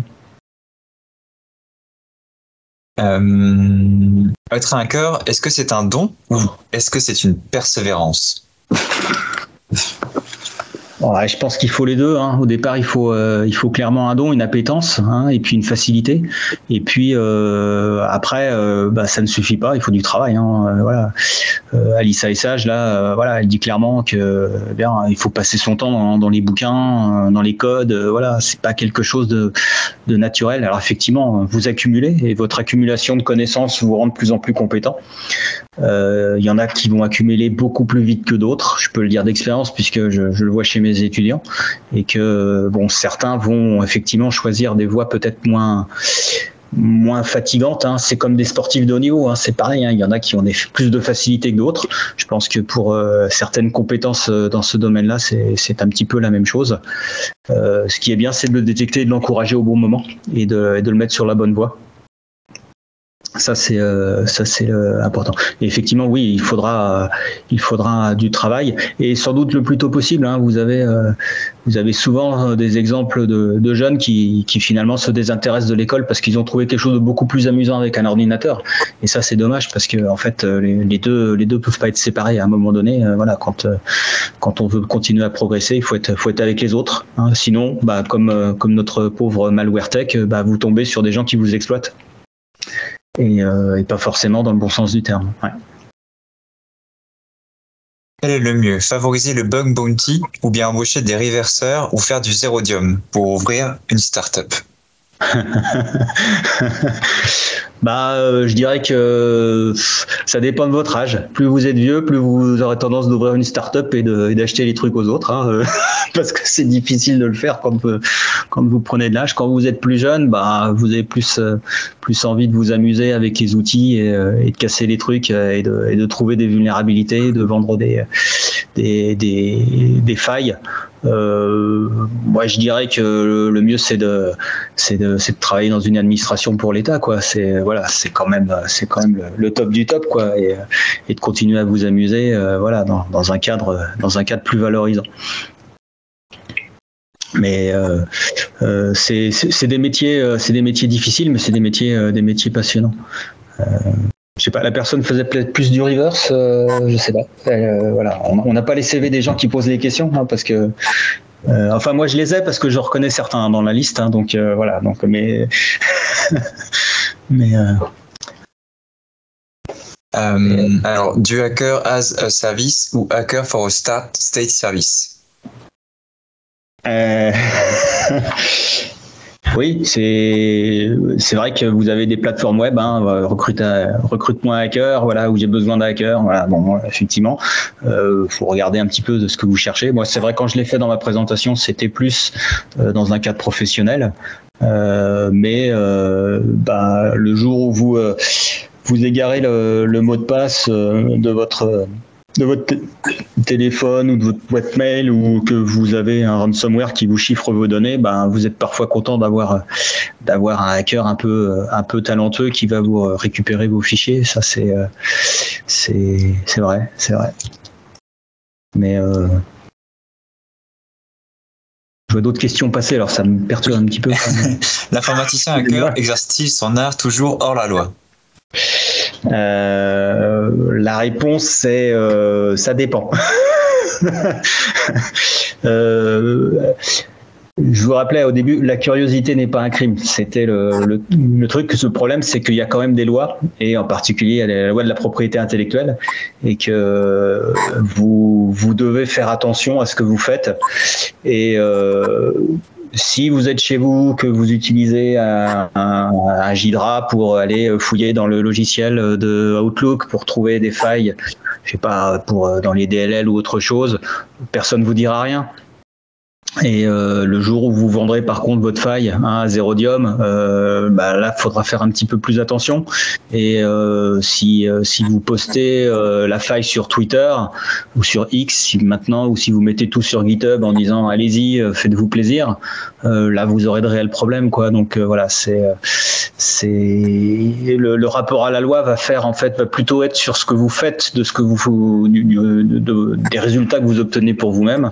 Est-ce que vous en éprouvez juste un plaisir personnel, vous êtes content et ça vous satisfait? Et c'était le cas d'Alissa Essage, hein, sur sa vulnérabilité. Elle a dit moi j'en ai jamais parlé à personne. De temps en temps je regardais, je voyais que c'était toujours là. Et puis c'est tout, quoi. C'était son plaisir à elle là sur le fait d'avoir trouvé ça. Maintenant, si vous faites la même chose, je pense pas qu'on viendra vous embêter. Par contre, je trouverais dommage que vous n'exploitiez pas vos compétences de manière aussi à être utile et à se dire tiens, je sais faire ça, je peux me mettre au service de quelque chose de plus utile, hein, mais ça c'est la responsabilité personnelle de chacun, il y a des gens qui font du hacking chez eux pour le plaisir. Merci. Est-ce que vous pouvez-vous expliquer d'une façon simplifiée le Zero Day? Alors, Zero Day, c'est donc jour zéro, on qualifie ça d'une vulnérabilité qui n'est pas connue en fait de manière large, qui n'est connue que d'un très petit nombre de personnes et qui est exploitée par un très petit nombre de personnes. Dans le sens d'exploiter, je dis par exemple, il y a la possibilité d'injecter un virus dans un téléphone en utilisant une messagerie qui a un défaut. Par exemple, en utilisant WhatsApp, eh bien, on va espionner les téléphones des gens et la société Meta n'est pas au courant que c'est possible. Voilà, ça s'appelle un zero day. Le jour où la société va découvrir qu'il y a des virus installés dans des téléphones et qu'ils vont remonter la méthodologie, eh bien, ils vont découvrir qu'effectivement, il y a un problème, il y a une variable qui est mal déclarée ou mal libérée dans la mémoire et que ça a permis à un hacker de faire un outil. À ce moment-là, le zero day devient entre guillemets public, ou en tout cas il va être sécurisé, patché comme on dit, il va être vacciné par WhatsApp, qui va faire une nouvelle version, qui va mettre à jour et qui va éviter que cette vulnérabilité continue à se propager et à être utilisée par des gens pour des raisons qu'on peut considérer comme malveillantes. Voilà. Donc, je ne sais pas si j'ai répondu. Est-ce que la personne peut dire si elle a compris quelque chose ou pas? Parce que généralement, j'ai des gens en face de moi qui me disent ça va, et là, j'ai rien. Donc, c'est pas toujours évident. On dit crypté ou chiffré? Il y a débat. Les deux sont dans le dictionnaire. Voilà. Si vous n'êtes pas d'accord avec le mot crypté ou si vous vous mettez en colère, ça veut dire que vous êtes un cryptologue. Voilà. Si vous ne dites rien, c'est soit parce que vous ne savez pas la différence, soit parce que vous êtes quelqu'un d'un peu dangereux et que vous passez pour quelqu'un qui ne sait pas la différence et qu'en fait vous la connaissez très bien et vous méfiez de cette personne. Enfin, je veux dire par là que crypté, c'est un terme qui est utilisé dans le langage courant pour désigner en fait ce qui s'appelle chiffré pour un cryptologiste. Le terme crypté en fait n'existe pas parce qu'on n'utilise que le terme décrypté en cryptologie. On n'utilise pas le. J'ai l'impression de passer un examen d'étudiant. C'est... Mais c'est bien, j'adore. Merci pour vos questions. Voilà. Par contre, mettez-moi des points si je réponds bien et puis mettez-moi des pouces négatifs si je réponds pas bien. Je sais qu'il y en a qui vont pas hésiter, donc voilà. Merci. Est-ce qu'une personne qui se sert d'un microcontrôleur type microbit pour réaliser une guirlande de Noël ou un objet lumineux est un hacker vu qu'il détourne l'objet de base? Disons qu'il utilise des outils et des moyens de hacking, c'est vrai. C'est une bonne question. Est-ce que utiliser des outils de hacking fait de vous un hacker? Je vous dis, ça revient toujours à cette histoire de titre. Est-ce qu'on doit s'approuver son propre le titre de hacker à soi-même ou pas? Voilà, je sais pas. Par contre, ce que je peux vous dire, c'est que c'est rigolo, ça c'est vrai, puisque je pense que la personne me connaît. Et c'est un peu signé comme message. Mais jouer avec des outils, si vous voyez quelqu'un avec un tournevis qui démonte la télécommande et qui regarde comment c'est fabriqué, vous avez un hacker, quoi. Voilà. Après, s'il est pas capable de la remonter, voilà, c'est un petit peu dommage pour votre télévision. Mais je pense qu'il faut pas gronder dans ces cas-là. Il faut juste dire, voilà, on peut faire mieux et peut-être différemment et de manière plus fiable. Donc c'est plutôt ce côté, je dirais, encadrant. Les hackers, quand on voit l'histoire de la communauté, de travailler avec des pairs, d'avoir un retour de gens qui comprennent ce que vous faites, c'est quelque chose d'important. Et rapidement, la personne avec qui vous êtes va voir que vous ne comprenez pas ce qu'elle fait et elle va tout de suite vous classer, entre guillemets, ou vous considérer comme quelqu'un d'un petit peu inférieur au niveau technique. En tout cas, elle ne va pas vous écouter ou elle ne va pas faire confiance à vos conseils. Et donc voilà, faut juste lui expliquer que non, on peut pas tout comprendre, voilà, que voilà, mais c'est pas pour ça que on doit avoir un comportement forcément isolé, et qu'il faut aussi être à l'écoute des gens qui comprennent pas. Et de toute façon, généralement, les hackers ont le goût du partage de la connaissance. Donc ils vont comprendre très bien que ils sont embauchés par des gens qui sont pas techniques et qu'ils font des erreurs. Il faut pas le reprocher. Par contre, ça, j'ai vu beaucoup ça chez des cybercriminels, de reprocher aux gens leur ignorance. Ça, je pense que c'est pas une attitude à encourager. Et puis, de toute façon, c'est quelque chose qui ne conduit pas à améliorer les choses. Donc, et dans ce sens, c'est pas une attitude de hacker. Ouais. Avec le bug bounty, Yasuyak, est-ce vraiment des hackers éthiques? Alors, j'ai une boutade sur le hacker éthique. J'ai dit que quand quelqu'un est un hacker éthique, ça veut dire que 1, il n'est pas hacker et 2, il n'est pas éthique. Bon, c'est une boutade, bien entendu. Mais si vous le faites dans un cadre organisé, le bug bounty, si vous ne dépassez pas ce cadre, alors oui, vous avez une certaine forme d'éthique. Si on vous rémunère pour ce que vous avez trouvé, c'est bien. Après, si vous utilisez le résultat de ce que vous avez fait pour essayer de gagner de l'argent un peu plus, d'une manière un petit peu plus confidentielle, là encore vous passez un petit peu la limite. La limite est toujours un peu floue. Moi je trouve ça bien parce que ça voilà. Après l'autre côté c'est de se dire il y a peut-être des sociétés aussi qui exploitent des compétences et puis un peu de frais parce qu'elles vont pouvoir améliorer leurs outils avec le travail de jeunes personnes qui elles vont avoir une certaine recommandation. Avec des personnes qui vont j'ai encore vu un message, pardon. Et moi je pratique pas, mais je pense que c'est bien, ça permet de cadrer en fait. Voilà, c'est mieux d'avoir une page web sur laquelle vous allez dire aux hackers, allez tester, regardez si ça marche ou pas, plutôt que de les laisser faire tout seul en disant tiens j'ai trouvé une faille dans cette page web de ce site web là de cette entreprise, je vais explorer par moi-même. Donc si ça peut être encadré. Vous savez qu'il y a des grands services de renseignement qui jouent à se faire hacker, justement pour recruter, détecter les compétences des jeunes et puis évidemment cibler les risques. Donc c'est quelque chose. Mais alors après, il y en a qui vont dire que bug bounty, ça rapporte pas forcément beaucoup, que mais là c'est vous qui voyez. Ça peut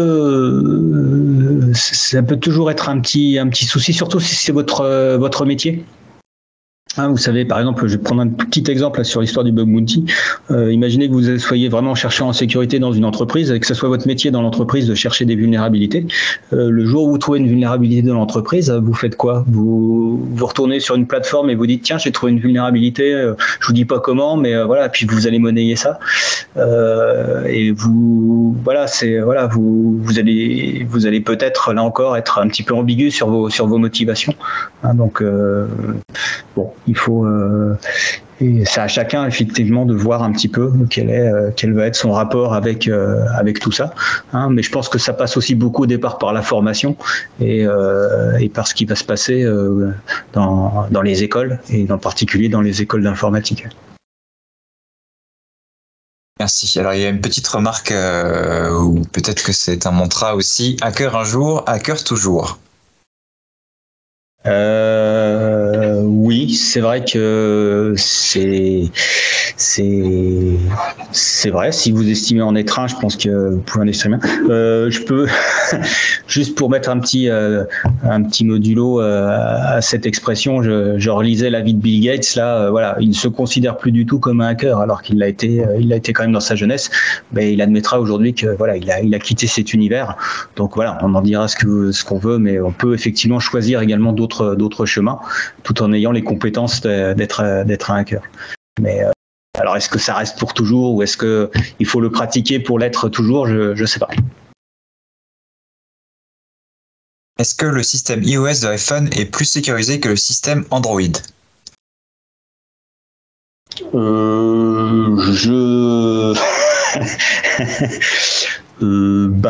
Ça dépend ce qu'on entend par plus. Ce qui est certain, c'est que le système de l'iPhone, par exemple, est fermé. C'est-à-dire que étudier la façon dont il fonctionne, en principe, c'est interdit par Apple. Donc ça, c'est une chose. En revanche, Android est un système ouvert. Donc là, on peut regarder comment il fonctionne. Donc déjà, vous avez une forme de ce qu'on appelle de sécurité par obscurité, qui fait que on fait confiance aux gens qui vous fournissent l'outil pour ne pas vous fournir un outil défectueux.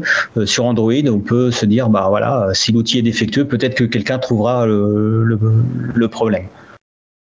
Je vais pas répondre. Moi, j'ai pas.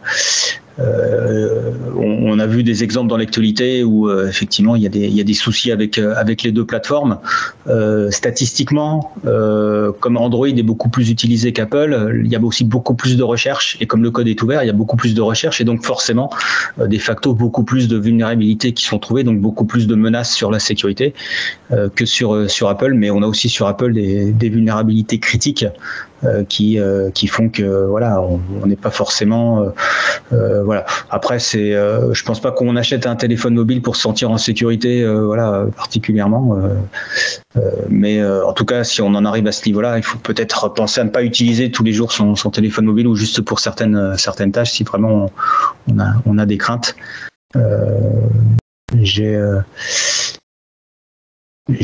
Voilà, j'espère que j'ai été neutre sur le sujet. Je connais pas. Voilà, merci. Avez-vous des pistes pour enseigner l'éthique du hacker aux jeunes élèves formation Ciel? C'est une des grandes questions. Je pense que, alors je sais déjà que c'est pas toujours facile d'être enseignant en Ciel parce qu'on a aussi des contraintes importantes, hein, et puis on a des jeunes qui sont de niveau et puis de profils très différents. Mais oui, je pense qu'on peut faire des choses, notamment sur toute cette approche de découverte via des plateformes sur le web. Il y en a beaucoup aujourd'hui, ce qu'on appelle des plateformes de CTF. Et puis, grâce à ça, certains jeunes vont découvrir un cadre. Et puis, voilà, on pourra ensuite les sensibiliser, les accompagner, en leur disant que voilà, il y a des règles. Et puis, alors j'avais entendu une interview d'un jeune comme ça qui était parti et qui s'est fait paraître retrouvé arrêté par la police, un jeune Français. Et puis en fait, il a réussi plus tard à retrouver du boulot, et en fait il a retravaillé pour la police qui a bien voulu le recruter pour ses compétences. Et en fait il disait c'est dommage parce que j'ai perdu du temps en passant sur le côté un petit peu obscur. Je découvre effectivement qu'on peut, dans un cadre tout à fait légal, faire des choses extraordinaires et vraiment entre guillemets s'éclater en tant que hacker, et qu'on n'a pas besoin d'aller dans des zones un petit peu sombres, du web, ou du dark web, ou de la cybercriminalité, pour éprouver une certaine satisfaction de réussir des choses. Merci. Mais alors sur la partie Ciel, de toute façon il va falloir qu'on en reparle. Voilà, c'est un sujet ouvert, et il va nous occuper sans doute dès cette année l'esprit, voilà, et donc il faut y penser. Mais en tout cas, oui, ce qui est bien, c'est de le faire aussi avec des gens, avec des professionnels de la cybersécurité notamment, pour que ça se passe bien, et montrer des modèles aux jeunes. Je pense que c'est vraiment une des clés. Je pense pour moi c'est ça, c'est de montrer ce que peuvent devenir des jeunes qui vont dans cette voie-là, et des jeunes des carrières positives. Les systèmes open source sont-ils plus sécurisés que des systèmes privés?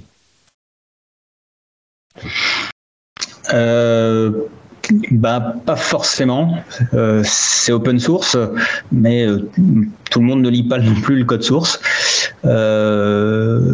J'ai dans mes archives cette fameuse compétition là du Pwn to Own, là dont je parlais, compétition de hackers. Je crois que c'était en 2016 ou 2017. Vous avez un navigateur open source qui s'appelle Mozilla Firefox, qui était interdit de compétition parce qu'il était trop vulnérable. Et donc, bien sûr, depuis, les choses se sont améliorées, mais quand c'est open source, on trouve plus facilement les vulnérabilités, donc il y en a plus. C'est un peu la même chose pour Android. Sur les systèmes fermés, c'est plus difficile, et le caractère propriétaire devient effectivement, entre guillemets, peut être un argument de sécurité. Par contre, ça ne satisfait pas du tout le hacker d'être devant une boîte noire où on lui dit il faut surtout pas regarder dedans, t'inquiète pas, tout va bien, quoi.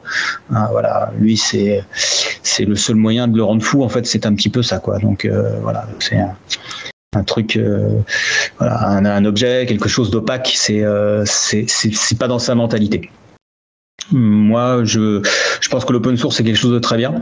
Par contre, ça veut dire aussi, oui, qu'il faut peut-être aussi que les développeurs arrêtent de rajouter des fonctionnalités à tire-larigot dans leurs outils et qu'ils pensent aussi à faire les choses proprement et pas faire des features, des mises à jour, voilà, et des V 25.4 sans arrêt avec des choses dont on n'a pas besoin, parce que c'est aussi un des problèmes de l'informatique aujourd'hui, quoi.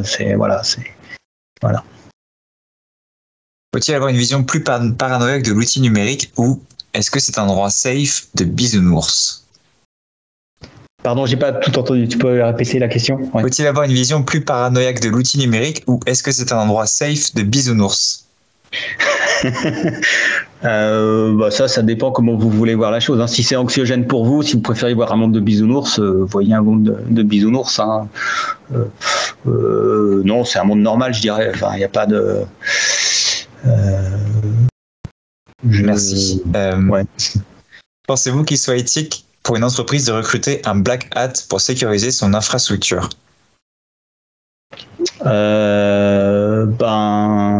En tout cas, si vous avez l'intention de voler les équipements de votre concurrent pour renforcer votre infrastructure, ouais, je pense que c'est un bon choix. Si vous avez confiance pleinement dans votre Black Hat,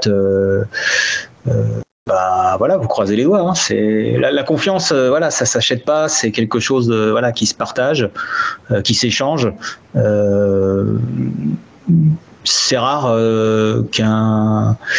les Black Hat, généralement ils sont un petit peu plus dans leur monde, mais peut-être que certains vont avoir aussi envie d'exercer leur domaine carrément sur leur lieu de travail, hein, leurs compétences sur le lieu de travail. Personnellement, si on a créé les formations et les filières de hacker éthique, hein, c'est justement pour essayer de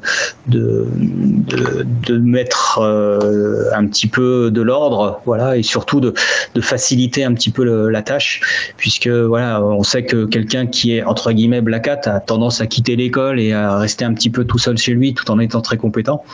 Et donc, si quelqu'un fait l'effort d'aller sur un diplôme jusqu'à Bac plus 3, 4, 5, c'est quelqu'un en qui on peut avoir confiance parce que, entre guillemets, il a joué le jeu, il a pu comprendre une certaine partie des règles éthiques. Et que ça, oui, c'est plus, je le conseille. Après, il y a certains qui vous diront que les Black Hat n'existent pas, que c'est juste des chapeaux gris très foncés, mais il y a bien des cybercriminels. Hein, il y a bien des gens qui sont là pour simplement exploiter autrui, et voilà, effectivement, je pense pas que ces gens-là aient vraiment une place dans la sécurité au sens large. Est-ce considéré comme du hack d'aspirer un site à des fins de recherche? Est-ce que c'est légal? Ça dépend de votre avocat et du juge.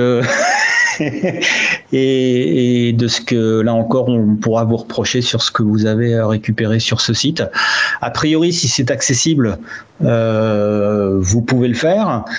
Si sur le site, vous trouvez des mentions limitatives sur l'usage, hein, un contrat d'utilisateur en disant vous ne pouvez pas utiliser ces ressources dans tel et tel cadre, ou vous n'avez pas le droit d'en faire une copie, à ce moment-là, ça devient un petit peu plus délicat.